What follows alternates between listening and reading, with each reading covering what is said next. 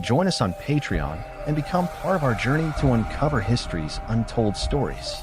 Your support helps us create in-depth content, bring hidden narratives to life, and keep history alive for everyone. Long before the name Lucifer became synonymous with absolute evil in popular imagination, it existed as a word of light, poetry, and layered meaning.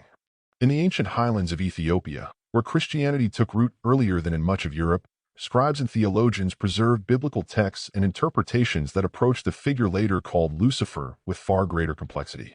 Written in the ancient Guizi language and guarded in monasteries carved from rock, Ethiopian manuscripts reveal that Lucifer was not originally a proper name for Satan, but title, a symbol, and a theological warning shaped by scripture, translation, and history.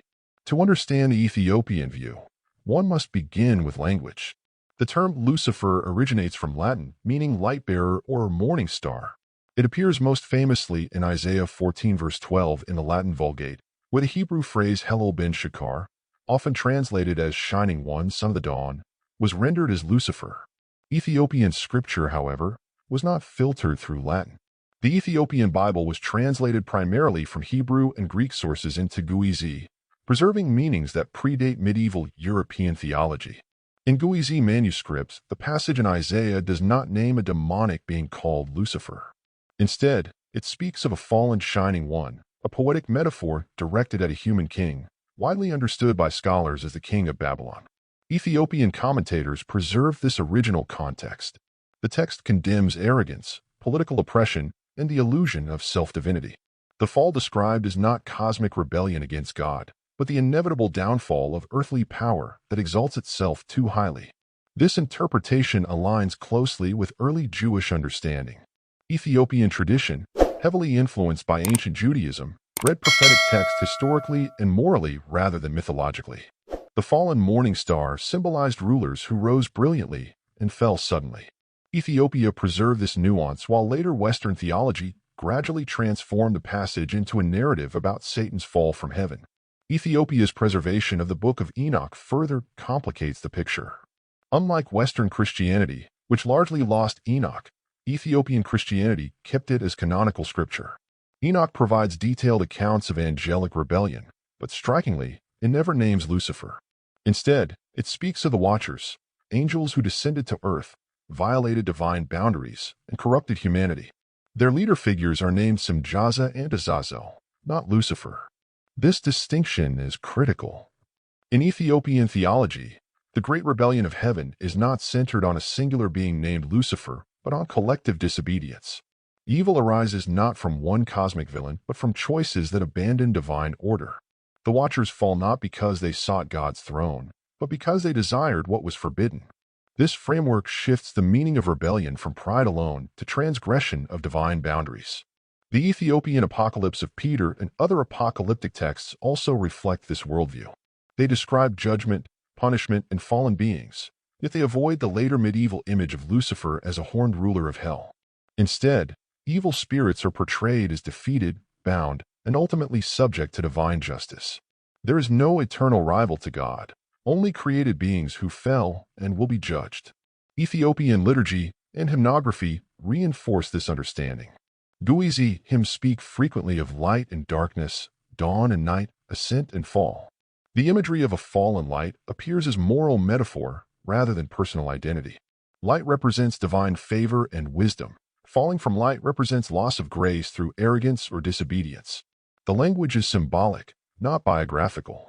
During the medieval period, when European Christianity increasingly personalized evil, Ethiopia remained relatively isolated from those theological developments. The Ethiopian Church did not experience the same scholastic debates that shaped Western demonology. As a result, Ethiopian texts lack the elaborate hierarchy of demons found in later European writings. There is no centralized figure named Lucifer ruling hell in Ethiopian scripture. Instead, Satan appears under titles closer to the biblical Hebrew concept of the Satan, meaning adversary or accuser. He is a functionary within divine permission, not an independent sovereign. Even here, Ethiopian texts emphasize his limitation.